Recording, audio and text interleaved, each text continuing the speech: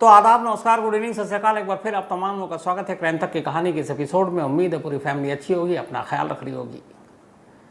करीब 3-4 दिन पहले दिल्ली में हुई 25 करोड़ रुपए की चोरी की पूरी कहानी आपको सुनाई थी और उसमें मैंने एक लाइन कही थी और वो लाइन ये थी कि जिस तरीके से इस चोरी को अंजाम दिया गया, 1.5 फीट का सुरंग खोदा गया, कैसे वो ऊपर से छत के रास्ते नीचे आए और लगभग 25 करोड़ रुपए की सारी हीरे जवाहरात जेवरात सब चोरी कर लिया।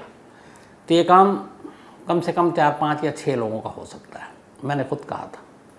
लेकिन मैं गलत था, मैं गलत साबित हुआ, क्योंकि जब इस दिल्ली की सबसे बड़ी चोरी का खुलासा हुआ, राज खुला, तो मुझे लगता है कि पुलिस वालों को भी अंदाज़ा नहीं हो रहा होगा कि एक अकेले शातिर चोर की कारस्तानी थी।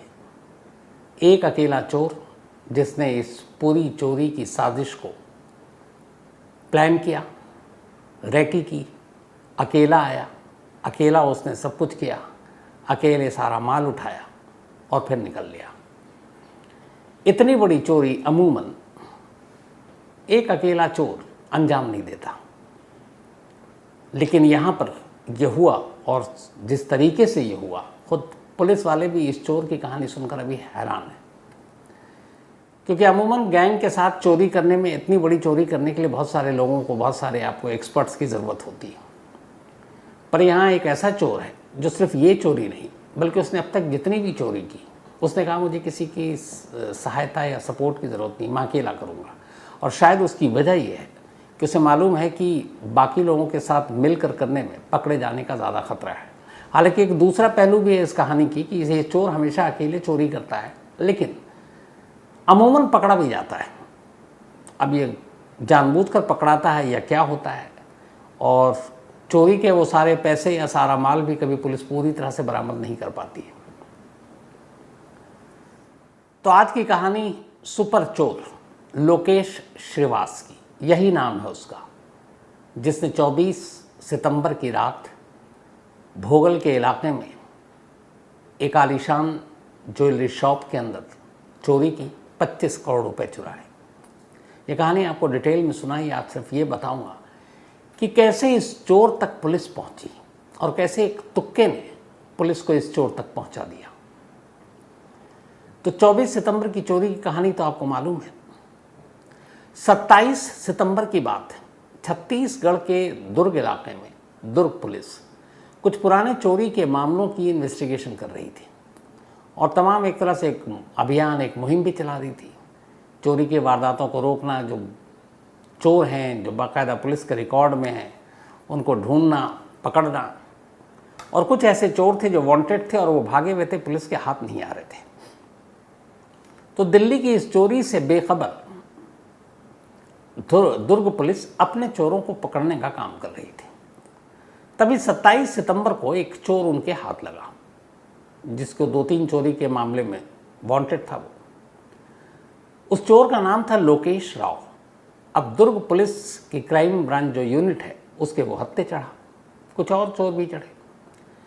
अब 2-3 केस जो उसके ऊपर थे लोकेश राव, पुलिस उससे पूछताछ करने लगी। पूछताछ के दौरान जाहिर है कि वो पुलिस को टाल मटोल कर रहा था, सही जवाब नहीं दे रहा था। तो दुर्ग पुलिस ने थोड़ा अपना तेवर दिखाया। जब तेवर दिखाया तो फिर लोकेश राव अचानक कहता क्या है दुर्ग पुलिस से कि साहब आप कहाँ मेरे पीछे पड़े हो, आप उसको जाकर पकड़ो ना जो अभी दिल्ली से बहुत बड़ा काम करके आया। अब दिल्ली से काम करके आया है, लाइन पहले समझ में नहीं है। पूछा गया कौन सा काम, कौन सा तीर मार के आया। तब उसने कहा साहब आपने खबर नहीं सुनी, दिल्ली में एक अभी चोरी हुई है 25 करोड़ की, तो जिसे दिल्ली पुलिस हर जगह ढूंढ रही है, वो तो अपने यहाँ है और अपना है। तो फिर दुर्ग पुलिस ने पूछा कौन है भाई। तब उसने पहली बार नाम लिया, आधा नाम उसी का था, लोकेश श्रीवास। तो लोकेश राव एक चोर जो किसी और मामले में दुर्ग पुलिस के पास पकड़ा गया, वो पुलिस को बता रहा है कि आप उसको पकड़ो, कहाँ मेरे छोटे मोटे चोर के चक्कर में हो, और वो है लोकेश श्रीवास। अब जैसे ही ये बात पता चली, दुर्ग पुलिस का एक सब इंस्पेक्टर था जो दिल्ली पुलिस के एक सब इंस्पेक्टर को जानता था। अच्छा, अमूमन पुलिस वाले एक दूसरे स्टेट के एक दूसरे को जानते हैं, कई बार काम पड़ता है इंटर स्टेट अलग अलग राज्यों में एक क्रिमिनल दूसरी जगह भागता है तो पकड़ना, इन्फॉर्मेशन लेना, ये पुलिस का चलता रहता है। तो दुर्ग पुलिस का एक एसआई यानी कि सब इंस्पेक्टर, दिल्ली पुलिस का एक एसआई सब इंस्पेक्टर को जानता था। जब लोकेश राव ने कहा कि दिल्ली से बड़ा काम करके आया, उसका नाम है लोकेश श्रीवास, उस सब इंस्पेक्टर ने फ़ौरन दिल्ली पुलिस के उस सब इंस्पेक्टर को फ़ोन किया। उसने कहा यार वो जो तुम्हारे यहाँ चोरी हुई है, बोला हाँ अभी तक तो पता नहीं चला है, आज तीसरा दिन है।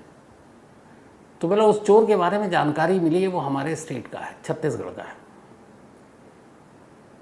तो अब एसआई के कान खड़े हुए यहाँ। उसने कहा कि उसका नाम लोकेश श्रीवास है, लेकिन हमारे पास उसकी कोई तस्वीर नहीं है, तो तुम देखो और बाकी जो जानकारी होगी मैं तुम्हें देता हूँ।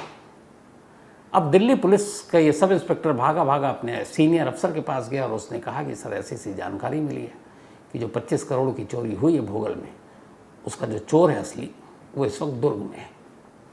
अब ये सुनकर पूरी दिल्ली पुलिस एक्टिव हो गई, मामला बहुत बड़ा था। तब ये हुआ कि लोकेश श्रीवास नाम तो आ गया, लेकिन इसके आगे कोई जानकारी नहीं, कौन है, क्या है, कैसे, कम से कम तस्वीर भी नहीं है एक अदद।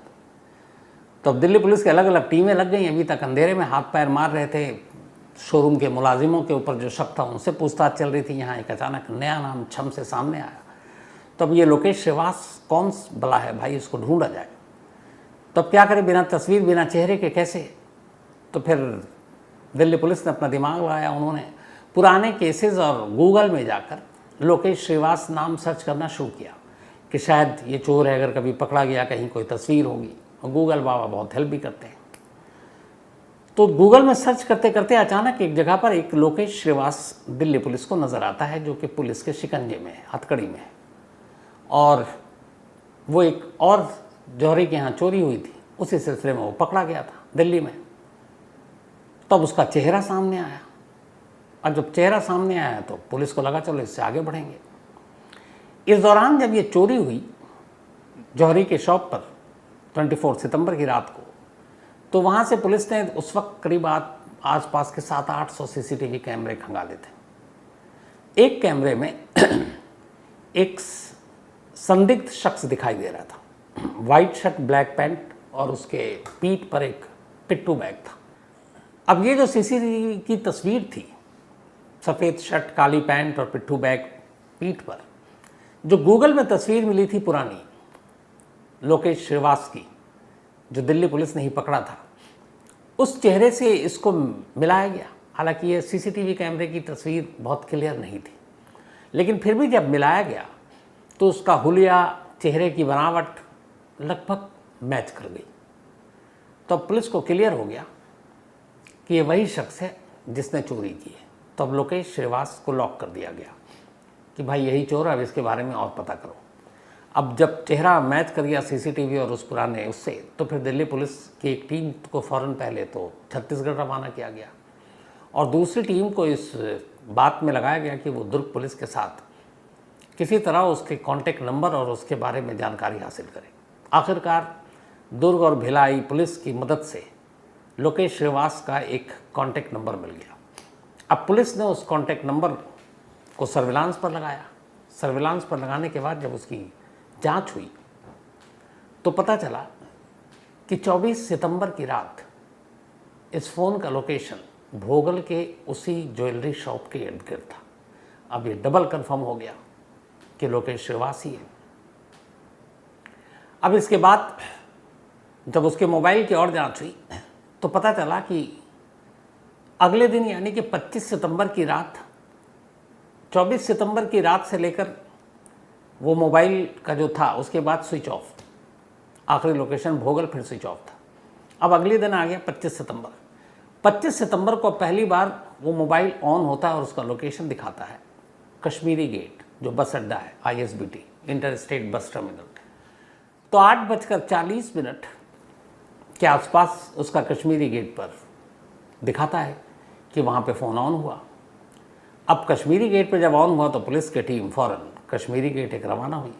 अब कश्मीरी गेट बस अड्डे के सारे सीसीटीवी फुटेज खंगाला गया। जब खंगाला गया तो एक जगह काउंटर पर एक शख्स नज़र आया, जिसके हाथ में या पीठ पे अब सिर्फ एक बैग नहीं बल्कि दो है, एक पीठ पे लदा हुआ और एक हाथ में बैग है, और वो टिकट ले रहा है। तो अब पहला लोकेशन भोगल में, उसके बाद सीसीटीवी से मिलान, तीसरा कश्मीरी गेट पर। टाइमिंग मैच कर रही है चोरी और चोरी के बाद की। अब पुलिस को पूरी तरह से यकीन हो गया कि यही है लोकेश श्रीवास जिसने इस चोरी को अंजाम दिया। कश्मीरी गेट पर जब ये कंफर्म हो गया तब तक एक दिल्ली पुलिस की टीम ऑलरेडी निकल चुकी थी। अब वहाँ दिल्ली पुलिस ने इन्फॉर्म किया टीम को कि हमारी टीम आ रही है। दुर्ग पुलिस, भिलाई पुलिस, अब ये सब चूँकि पता चल गया कि लोकेश श्रीवास ही है और 25 करोड़ की चोरी, तो तमाम पुलिस वाले हरकत में आ गए। अब लोकेश राव के ज़रिए पता करने की कोशिश की गई कि वो कहाँ है और कहाँ रहता है। तो फिर पता चला कि वो भिलाई के एक मोहल्ले में उसने किराए का घर ले रखा है और वो वहीं पर है और अभी 1-2 दिन पहले आया, बल्कि 1 दिन पहले आया। अब पुलिस उस किराए के घर पर पहुंची, लेकिन वहाँ लोकेश नहीं मिला, उसका एक साथी मिला। उस साथी को पुलिस ने पकड़ा, उस घर की तलाशी ली जिस किराए के घर में था। वहाँ चादर पर, बेड में बंधे हुए अलग अलग तकियों में जेवर ही जेवर, सोने के, हीरे के, चांदी के। अब कंफर्म हो गया कि ये वही वाले जेवर हैं चोरी के। पुलिस ने सारा माल बटोरा, करीब 10-11.5 लाख के करीब कैश भी मिला। अब उसके उस साथी को पकड़ लिया। उसने कहा कि हमें कुछ नहीं मालूम, वो तो यहाँ आया, उसने सामान रखा ये सब और कहीं गया हुआ है। अब पुलिस ने कहा कि कब आएगा, तो उसने कहा यहीं आएगा। अब पुलिस इंतज़ार कर रही है। ये 27 की रात की बात है। अब रात तक दिल्ली पुलिस भी वहाँ पहुँच चुकी है। अगले दिन पुलिस इधर उधर ढूंढती रहती है। फिर सुबह सुबह खबर मिलता है कि लोकेश श्रीवास अपने उसी किराए के घर पर आ रहा है भिलाई में। दुर्ग पुलिस, भिलाई पुलिस और दिल्ली पुलिस की टीम, तीनों ने अपना जाल बिछा रखा था। अर्ली मॉर्निंग इस बात से बेखबर लोकेश श्रीवास की यहाँ पे पुलिस ऑलरेडी उसके ऊपर नज़र रखी हुई इस किराए के घर के इर्द गिर्द मौजूद है, सादी वर्दी में। वो जैसे ही घर के अंदर दाखिल हुआ, तमाम पुलिस वालों ने धावा बोल दिया और उसे गिरफ्तार कर लिया। गिरफ्तार करने के बाद उसे थाने लाया गया। चूँकि उसके घर से सारे जेवर बरामद हो गए थे, कैश भी बरामद हुआ, तब उसके पास चारा भी नहीं था। उसने अपना जुर्म कबूल किया। उसने कहा हाँ, ये चोरी मैंने ही की है। अब पुलिस ने कहा चलो अपने बाकी सब गैंग मेंबर का नाम बताओ फटाफट, ताकि उनको भी पकड़ें, बाकी माल उनसे भी बरामद करें। अब ये कितना चोरी का माल था ये तो ओनर ही बता सकता है। तो उधर ओनर को भी खबर की गई, इधर इससे कहा गया कि भाई जो तुम्हारे इस चोरी में और शामिल थे गैंग मेंबर, उनको बताओ। जब लोकेश ने बोलना शुरू किया तो पुलिस वाले पहले तो यकीन नहीं कर रहे थे। वो बार बार यही कहता रहा, साहब मेरा कोई गैंग नहीं, मैं अकेला हूँ। अब पुलिस वाले हैरान उससे पूछ रहे हैं कि ये पूरी चोरी तुमने मतलब अकेले की? कह रहा जी। आखिर में जब उसने पूरी कहानी सुनाई तो पुलिस वालों को मानना पड़ा और यकीन करना पड़ा। और उसके पुराने रिकॉर्ड देखे गए तो पता चल गया कि ये वो शख्स है, ये वो चोर है जो कभी गैंग के साथ चोरी ही नहीं करता है, ये अकेला करता है, सिर्फ इसलिए ताकि ये सेफ रहे। अब पुलिस ने कहा कि चलो तुम शुरू से अपनी कहानी सुनो। उसने कहानी सुनाई। उसने कहा कि मैं अमूमन जहाँ रहता हूँ उस शहर में चोरी नहीं करता हूँ, इसलिए कि नज़र में आऊँ। जैसे अगर मैं भिलाई में हूँ तो मैं भिलाई में चोरी नहीं करूँगा, मैं दूसरे शहरों में चोरी करता हूँ, छत्तीसगढ़ के भी, एमपी के भी, राजस्थान के भी और दिल्ली में भी। इसलिए अपनी जगह पे नहीं करता हूँ कि जल्दी नज़र में आ जाऊँगा, लोकल पुलिस की नज़र में आ जाऊँगा, मेरा रिकॉर्ड ख़राब हो जाएगा। तो दूसरे शहरों में चोरी करने के फ़ायदे क्या हैं कि जाओ चोरी करो और वापस अपने घर आ जाओ और किसी को पता ही नहीं, पुलिस ढूंढ रही है लेकिन कौन है, कोई चेहरा नहीं, नाम नहीं, तो बच जाता हूँ। तो पुलिस ने पूछा कि ये जो दिल्ली भोगल के ज्वेलरी शॉप था, उमराव ज्वेलरी शॉप, तुम यहाँ भिलाई के रहने वाले, उस उमराव जान की दुकान के बारे में तुम्हें कैसे पता? तो लोकेश ने बताया कि असल में उसका जो चोरी करने का मेन टारगेट होता है वो घर, बाकी दुकानें नहीं, सिर्फ और सिर्फ ज्वेलरी शॉप, जौहरी की दुकान। तो लोकेश के निशाने पर हमेशा सिर्फ और सिर्फ ज्वेलरी शॉप हुआ करती थी। उसने बताया कि अक्सर वो अपने शिकार की तलाश में अलग अलग शहरों में भटकता था और इसी सिलसिले में पिछले महीने वो दिल्ली आया। दिल्ली के अलग अलग इलाकों में घूमा, कई जौहरी की दुकानें देखी, कई ज्वेलरी शॉप। ये पहला नहीं था उमराव जान, जो उमराव ज्वेलरी है, उमराव जान याद आ गया। तो बहुत सारी दुकानों की रेकी की। आखिर भटकते भटकते वो भोगल पहुंचा, और भोगल में जब उसने उमराव ज्वेलरी शॉप को देखा तो उसे लगा ये सबसे आसान टारगेट है। उसकी वजह ये थी उसकी बनावट। उसे मालूम था कि ये दोनों तरफ इमारतें हैं, ऊपर छत है, और वो एक बार उस सीढ़ी के रास्ते यूं ही सीढ़ी पर चढ़ भी गया, जिस पे कई अलग अलग फैमिली रहती है, जो इस दुकान के बराबर में थी। और जब वो चढ़ा और सीधे छत तक गया तो उसे किसी ने रोका नहीं। उसे लगा ये आसान तरीका। फिर उसने पता किया ये सीढ़ी का दरवाज़ा कब तक खुला रहता है, अलग अलग फैमिली रहती है इसलिए खुला ही रहता है। फिर उसने पता किया कि ये शॉप इस मार्केट में कब बंद होती है, तो पता चला कि मंडे को पूरी मार्केट बंद होती है और संडे खुली रहती है। तो उसने पूरी रैकी की, और सारी रैकी करने के बाद छोटी से छोटी जानकारी, आसपास के सीसीटीवी कैमरे, हर चीज़ पर नज़र डाली। कई दिन तक रहा। उसके बाद वापस भिलाई लौट गया।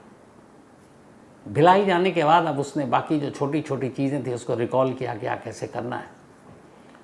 और फिर 24 सितंबर के दिन में बस से वो भिलाई से दिल्ली पहुंचा। संडे का दिन था, दुकान खुली थी। कश्मीरी गेट पे उतरा वो बस अड्डे पर। उसके बाद इधर उधर अपना भटका, खाना वाना खाया, एक पिट्ठू बैग उसके पीठ पर, और फिर शाम को उसने राउंड मारा मार्केट का। फिर उसने वो सीढ़ी वीढ़ी देखी और उसके बाद तसल्ली से इधर उधर निकल गया। रात करीब 11 बजे जब उसने देखा कि अब मार्केट वैसे ही बंद था तो सन्नाटा भी था। सीढ़ी का वो पहले ही मुआयना कर चुका था। जो बराबर की बिल्डिंग में सीढ़ी है, जो 4th फ्लोर बिल्डिंग है, जिसमें कई परिवार रहते हैं, तो अमूमन जब कई फ्लोर होता है, कई परिवार, तो कौन आ रहा कौन जा रहा किसी दूसरे को मतलब भी नहीं होता है। 4 मंजिला बिल्डिंग थी। ये पहले रैकी कर चुका था। इसके बाद ये आराम से उस सीढ़ियों को चढ़ता हुआ उस बिल्डिंग से बराबर की छत पर कूदता है। छत पर आने के बाद सबसे पहले दरवाजे पे जो ताला था उस ताले को तोड़ता है, दरवाजे को फिर बंद करता है। उसके बाद सीढ़ी के रास्ते नीचे जाता है। नीचे जाने के बाद उसे ये भी पता था कि एक दीवार है जो सीमेंटेड है, बाकी लोहे की है। फिर वो वहाँ पर करीब 1.5 फीट का होल करता है और उसके ज़रिए उसके अंदर दाखिल होता है। ये सब करने में उसको लगभग 12 बज जाता है। 1 घंटे में सब हो गया। अब वो शोरूम के अंदर है, लॉकर के अंदर है।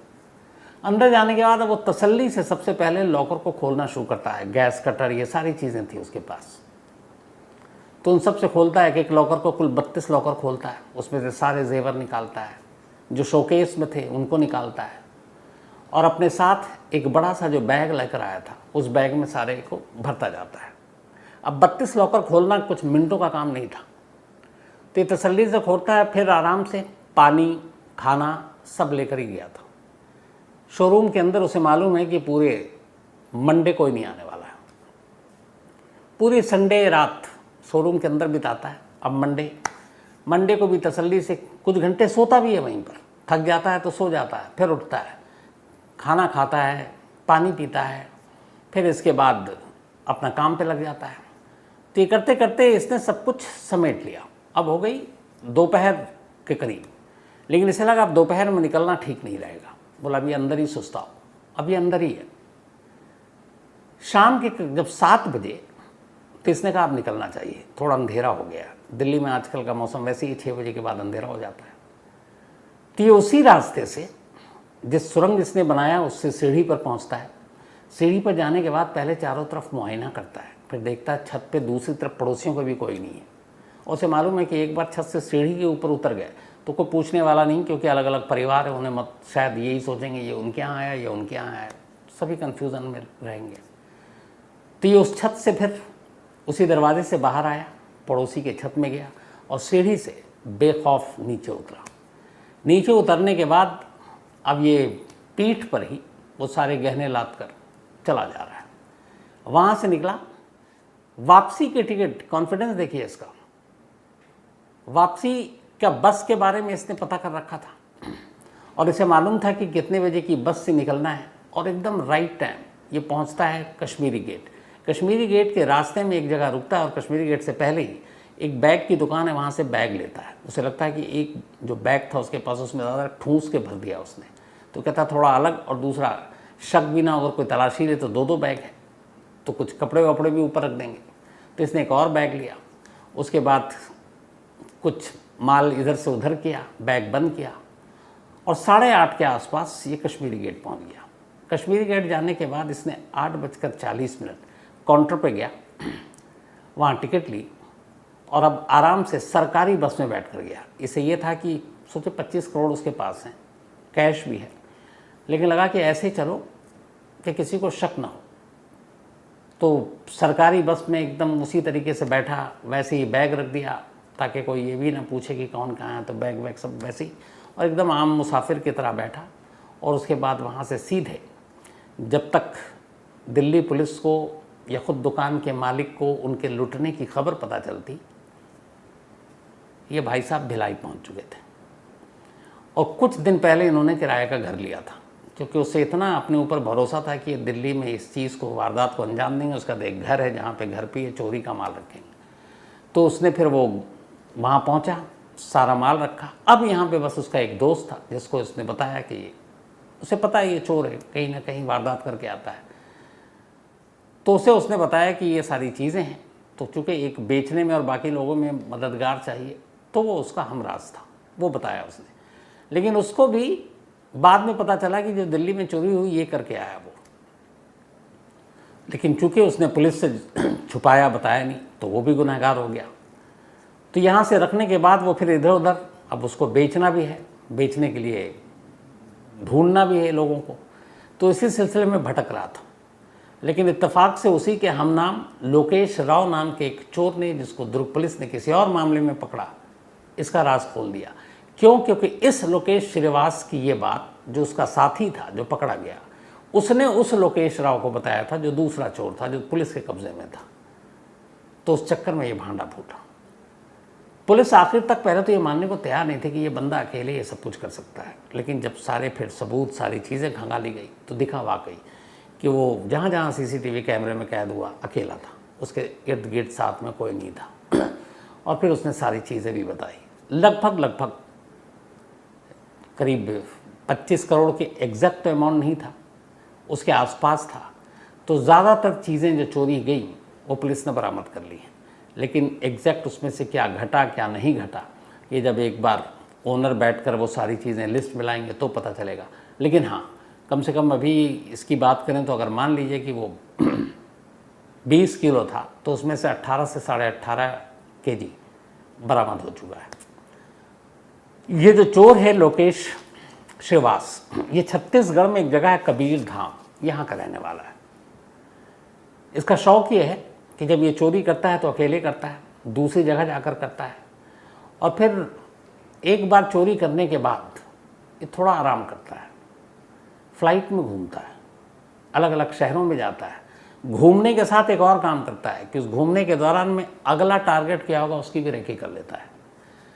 पैसे अय्याशी में उड़ाता है, और जब अपने यहाँ आता है तो बिल्कुल एक नॉर्मल शख्स बन के, कोई शो ऑफ नहीं करता, कोई महंगे कपड़े, जूते, हार, घड़ियाँ नहीं पहनता। ये इसका अपना लॉजिक था कि जितना आप दिखावा करोगे उतनी नज़र में आओगे लोगों के भी और पुलिस के। तो ये बिल्कुल साधारण नॉर्मल बनकर रहता ताकि किसी को शक ना हो। दूसरे शहरों में जब जाता तो फिर अपना हुलिया भी बदलता, अपने शौक भी पूरे करता, महंगे कपड़े भी पहनता, महंगे होटलों में ठहरता, फ्लाइट में उड़ता। तो वन मैन आर्मी था ये। अब पुलिस उसको लेकर दिल्ली आ रही है, पूछताछ होगी, और पता नहीं इस जैसी और कितनी अभी चोरियां हैं, शायद इसके ज़रिए खुलासा हो। लेकिन एक चीज़ और है कि पकड़ के तो ला रही है, अब ये कितने वक्त तक जेल में रहेगा ये कह नहीं सकते, इसलिए कि इससे पहले भी ये पकड़ा गया। और कहते हैं कि अगर इसने 20 चोरी की मान लीजिए तो उसमें 15 में पकड़ा गया, लेकिन हर बार ये बाहर आ जाता है। शायद ये अब तक का सबसे बड़ा अमाउंट है। तो मुझे लगता है कि थोड़ा सा मुश्किल होगा जल्दी आने में, लेकिन फिर बाहर आएगा, और फिर बाहर आएगा तो फिर क्या करेगा, फिर उसी रास्ते पर चलेगा, कहना मुश्किल है। तो ये थी कहानी इस सुपर चोर